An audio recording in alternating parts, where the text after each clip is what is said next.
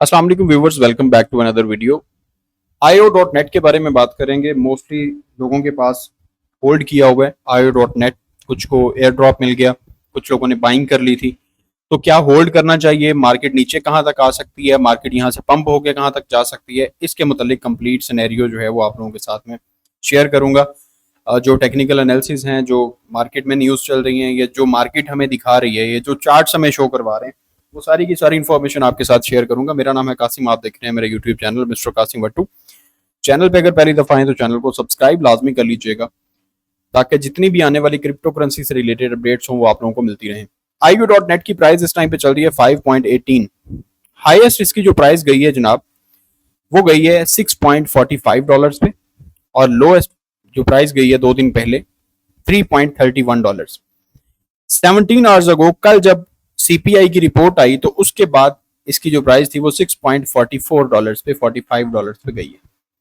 अभी इसकी प्राइस जो है वो करंटली 5.18 पे चल रही है। कुछ न्यूज़ देखेंगे, कुछ मार्केट में हमारे पास किस तरह से मार्केट बिहेव करेगी, हमें इसमें होल्डिंग करनी चाहिए, नहीं करनी चाहिए, कब तक होल्ड करना चाहिए, या नेक्स्ट आने वाले वक्त में ये कहाँ तक जा सकता है, इसके मुतालिक हम इंशाल्लाह ताला बात करेंगे।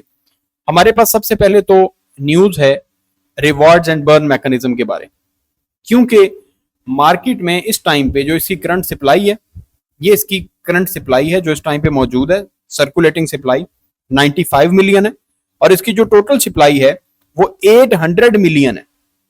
इस चीज को समझना जरूरी है, इंतहाई जरूरी है। मार्केट में जो सप्लाई और मार्केट कैप, सप्लाई और कैप का बड़ा इंटरकनेक्टेड इनका आपस में तल्लक होता है, एक दूसरे के साथ इंटरकनेक्टेड होते हैं।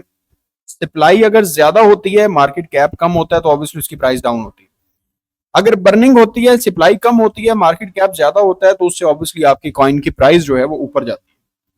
अब इस टाइम पे मार्केट कैप जो है वो 497.1 मिलियन का है, और जो फुली डिल्यूटेड मार्केट कैप है वो 4.19 बिलियन का है। ये इसका जो मार्केट कैप है। मार्केट में डोमिनेंस इसकी 0.02% है। सर्कुलेशन जो सप्लाई है वो 95 मिलियन है, और जो टोटल इसकी सप्लाई है वो 800 मिलियन है।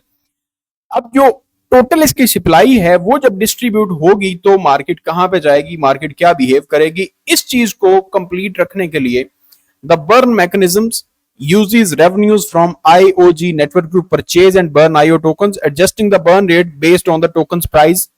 Besides, this dynamic approach helps stabilize the token's value by reducing supply in response to market conditions. Supply को रिड्यूस करने की कोशिश की जाएगी कि हम, अच्छा इसके बाद जो रिवॉर्ड्स मिलने लोगों को, यहां पर देखें, the fix supply ensures scarcity with the initial 500 million tokens in circulation. The remaining 300 million will be emitted over time as rewards. जो इसकी सप्लाई होगी इनिशियली वो 500 मिलियन टोकन्स की होगी, बाकी जो 300 मिलियन होंगे वो रिवॉर्ड दिए जाएंगे। लेकिन वो किस तरह से दिए जाएंगे? Rewards are distributed early to suppliers and stakers over 20 years, starting at 8% in the first year and decreasing by 1.02% per month. This deflationary model aims to manage supply effectively. अब ये जो मॉडल इन्होंने तैयार किया है ना, जो सप्लाई आपकी मौजूद है, जो रिवॉर्ड्स में दी जाएगी, जो 300 मिलियन की सप्लाई रिवॉर्ड्स में दी जाएगी, ये 20 इयर्स में स्टेकर्स को और सप्लायर्स को डिस्ट्रीब्यूट की जाएगी। सबसे पहले फर्स्ट ईयर में 8% सप्लाई डिस्ट्रीब्यूट की जाएगी, उसके बाद हर महीने 1.02% सप्लाई को डिक्रीज किया जाएगा। इस मॉडल से क्या होगा, सप्लाई जो होगी उसको मैनेज किया जा सकता है effectively. IO's initial supply of 500 million tokens is allocated across 5 categories. ये जो पहली 500 मिलियन टोकन्स की सप्लाई है, इसको किस तरह से एलोकेट किया गया है? सीड इन्वेस्टर्स को दिया जा रहा है, a investor series, core contributors, R&D ecosystem and the community. इन सब को ये डिस्ट्रीब्यूट किया गया है 500 million tokens. Tokens for early investors unlock after 12 months and rest over 3 years। जो अर्ली इन्वेस्टर्स होंगे उनको टोकन्स जो दिए जाएंगे वो 12 महीनों के बाद अनलॉक होंगे, यानी 1 साल तक जो इसकी सप्लाई होनी है IO.net की वो 95 मिलियन ही होगी, और उसके बाद फिर जो दूसरी सप्लाई होगी वो 3 साल के बाद। while those allocated to employees are restricted for 4 years, और जो इसकी सप्लाई एम्प्लॉयज को दी गई है वो 4 साल के लिए रिस्ट्रिक्ट कर दी गई है। This structure minimizes near-term selling pressure with potential pressure mainly coming from airdrops and rewards. इस स्ट्रक्चर से क्या होगा, ये वाला जो स्ट्रक्चर हमने अभी देखा जिसको 4 साल के लिए होल्ड किया गया है, इससे जो सेलिंग प्रेशर होगा उसको मिनिमाइज किया जाएगा। अब ये हमें कह रही है IO.net। IO कहता है कि हम इसकी सप्लाई को इस तरह से मैनेज कर रहे हैं कि जो सेलिंग प्रेशर है वो कम हो और इसको स्टेबल रखा जाए। उसके बाद नेक्स्ट हमारे पास आगे प्रेडिक्शन है, कुछ हमारे पास यहां पर मौजूद है। IO.net all time high price is 5.22 achieved on June 12th 2024. By 2024 IO's price is forecasted to reach $6 with potential growth to 12.36 by 2025. 2024 में कहा गया कि ये $6 पे जाएगी और ग्रोथ की पोटेंशियल है इसमें 2025 तक $12.36 का, और it could surpass $100 by 2040 and a potential peak of $108। 2040 का टारगेट दिया जा रहा है कि 2040 में ये $100 पे जा सकती है। अब इसमें फोरकास्ट किया जा रहा है कि ये $6 पे जाएगी, पोटेंशियल इसमें है 2025 तक $12.36 पे जाने का, और $6 को तो ऑलरेडी क्रॉस कर चुकी है रात के वक्त, रात को ये $6 को तो क्रॉस कर चुकी है, 6.485 पे चली गई। अब हम इसका करंट सिनेरियो देखते हैं अभी फिलहाल, उसके बाद हम इसकी प्रेडिक्शंस देखेंगे कि मार्केट नेक्स्ट कहां पे जा सकती है। लेकिन फिलहाल हमें अभी करंट सिचुएशन देखनी है कि करंटली ये मार्केट जो है ये किस साइड पे जा सकती है, क्या मूव कर सकती है, क्योंकि ये देखना इंतहाई जरूरी है। IO जब भी मार्केट में कोई भी चीज नई लिस्ट होती है, जब भी कोई नया टोकन एक लिस्ट होता है, तो उसके बाद मार्केट में पंप आता है, लोग बाइंग करते हैं। अब जिन लोगों ने बाय कर लिया होता है उन लोगों ने सेलिंग भी करनी होती है। जैसे यहां पर मार्केट में बाय हो रहा है, नॉट की मैं आपको पोजीशन बता देता हूं। यहां पर मैं नॉट से आपको कंपेयर करके बता देता हूं कि नॉट कॉइन किस तरह से ऊपर गया है, फिर किस तरह से नीचे आया, फिर अब लोग रो रहे हैं कि हमने अब क्या करना है, होल्ड करें या ना करें। यहां पर देखें जनाब, हम इसको ले चलते हैं 1 डे पे ताकि हमें क्लियर थोड़ा सा नजर आ जाए। यहां पर ये 1 डे का चार्ट है। IO लिस्ट हुआ, उसकी प्राइस स्टेबल हुई 0.0076 पे, यहां से मार्केट आई। अब यहां से मार्केट पंप हुई है 0.0046 से, यहां से मार्केट पंप हुई और चली गई 0.029 पे।